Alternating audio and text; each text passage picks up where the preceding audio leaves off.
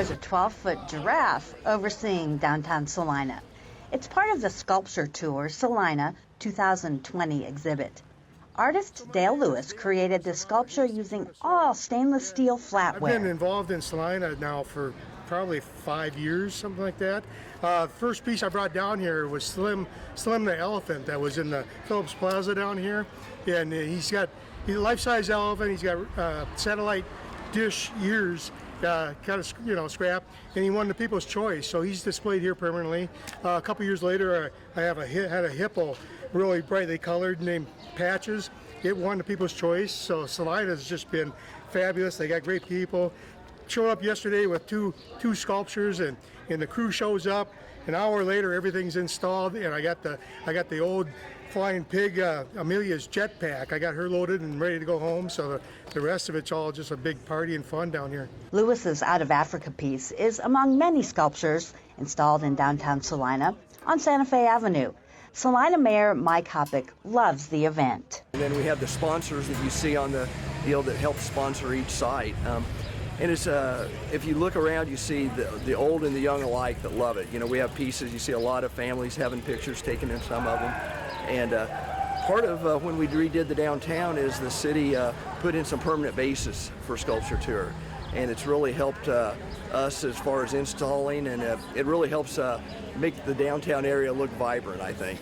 This year's Sculpture Tour unveiling marks the 10th anniversary of the event. Visit Salina Director Sylvia Rice explains how the whole event got started in Salina. In the very, very beginning, this project came out of an inner city visit that we made up north to Sioux Falls and some other communities. And each of these communities had a public sculpture tour. And we had a busload of people from all different walks of life in the community. And I tell you what, that project is the one that struck a chord with literally everybody on the bus. And when we got back, it was the first thing that we jumped on. And so we took, we had a lot of other cities to look at, kind of figure out what they'd done or what we could do differently. And it's interesting because it's a public-private partnership, really. It's mostly volunteers. I staff it on behalf of the Chamber, and Penny Bettles, Melanie Sanders staff it on behalf of Salina Downtown. Everybody else is volunteer. The outdoor exhibit of sculptures changes every spring. Artists from across the country submit pieces each year. Arts and Humanities Commission Director Brad Anderson explains how it works. Bronze, and so I think as we've improved, or the organization has improved the variety of jurors and the selection team that looks at slides first, and then the on-site jurors, that all has given I think some credibility to the program and earned respect of the artists, and we had there's a lot of large and challenging pieces this year, so it's exciting. Contemplating whether this was really going to happen, and about a month and a half ago we decided that we could make it happen. It looked like we were going to be able to social distance enough to do this. So we went ahead, we called the artists that we had that had submitted and been chosen, and every one of them said, yeah, we'll make it happen. So we have individuals that have come in from Colorado, Minnesota, sent pieces from Georgia, and luckily this year we have several local artists. It's kind of fun. 10 years at this, we've really started to build a reputation among artists. The number of pieces hasn't grown incredibly, but we do have that opportunity if we want to do that in the future. Now that we have permanent pads to place them on downtown, that's just huge. The committee is still excited about it. Companies are still excited about sponsoring. I think that the fact that it is primarily funded with corporate and private dollars is an awfully big positive thing about it, especially in this time. We love it because it's open all the time, it's free, it's family friendly. I had a lot of little kids voting today and having real conversations amongst each other about why they wanted to vote for a particular one. And all of that is just really positive thing. I love seeing families out doing this together, and I think that's maybe I think maybe that's one of the most important pieces of our legacy, and I really think that it will continue to grow. As the day's event winds down, participants gather to hear jurors' results. The City of Salina will, based on the public's votes between now and December 31st, be purchasing the piece that gets the most votes of the people's choice. And we have again been the beneficiary of, there's over 30 pieces throughout the community now that there weren't 10 years ago. And that's a wonderful thing for the transformation of our community. Kansan Tim Chapman's sculpture, Ballet Was Not an Option, was voted Best Bronze Piece. The title of the piece came after I modeled the feet, and obviously being larger than life, that piece just came to me from the toes up. I did the feet first and then decided to create a figure that would be holding some ballet shoes, normal sized ballet shoes. So that's kind of where it came from. It just from my imagination, and up she came.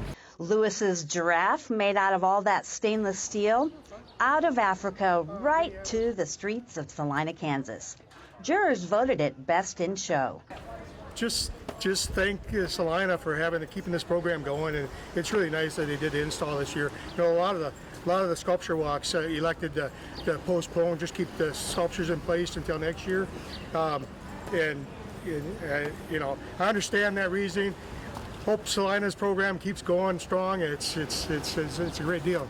Just every year it changes. I mean, you know, every year we freshen up our art downtown Salina, and it just is a great thing, and you get to see things that you wouldn't otherwise see, and it's nice to see the local people, but then also people from other states here, and the wide variety we have is really, that's what Salina is all about, is a lot of variety in life. So I think this shows how invested Salina is in creating an atmosphere where people want to come visit, and it seems like really an investment in the future. What are your thoughts on that? Absolutely. It's the downtown. We've been here since 1987, and you know, the downtown is so vibrant now. It's just, you didn't see this even 10 years ago. To see all these people down here. Well, you did when the River Festival or the sculpture tour started, but you just didn't see it otherwise. And so it's nice to see this on a regular basis. And it was kind of tough when everything shut down, but it's nice to see everybody back out and enjoying life again. The last two awards, one is in the bronze category and the other is the best of show. Those were really close in terms of the jury score and where that could have fallen out. But as it was, former Salina artist and currently from Hayes, Tim Chapman, has the first place in bronze for Ballet Was Not an Option, and just on the 100 block of South Santa Fe, right near the cover. And congratulations, Tim. It's a really fun piece, and I think it's quite poetic that it's catty corner from the dance studios. From a left brain, right brain approach, many people often ask me, where does that come from? My mother was an artist. She would carve ivory soap and these little deer figures and stuff in ivory soap, and ever since I was a small child, that just always intrigued me, and so I always seemed to have a piece of clay in my hand sitting beside my mother as she was carving soap. So it was born into me through my mother. The best of show overall from a perennial favorite here in Salina, but also because of due to both the craftsmanship, the quality, the reinterpretation of the material, and just the scale and strength of the overall piece is Out of Africa by Dale Lewis from Hastings, Minnesota, and Dale is back here with us today. So congratulations to the award winners. I think it's important to make art accessible to people who might not otherwise take the steps to see things based on comfort, based on a lot of things. So I do think that that's really important. And I think what makes this a very sort of acceptable way to do public art as far as the broad public is concerned, honestly, there are very few public dollars involved. The city does buy the piece that is the People's Choice, but that's a negotiated price. The artists can decide whether they want to participate in that or not, which is great. People get to vote. All people, 3 years old, 30 years old, or 103 years old, they all get to vote, whether they live here, don't live here, we don't care. What's important is that they've seen it, so you can't vote online. You really do have to physically pick up a ballot and go to that problem. And the bottom line is, if there's a piece that you just hate, it's probably going to be gone in April, and there will be another piece, and maybe you'll love it. And as long as we try to get some diverse representation of different kinds of media, I think that there's always going to be something that somebody can like if they don't love. Come on downtown, check out the sculptures, pick up a ballot, and vote for your favorite. Your vote will help decide who receives the 2020 People's Choice Award.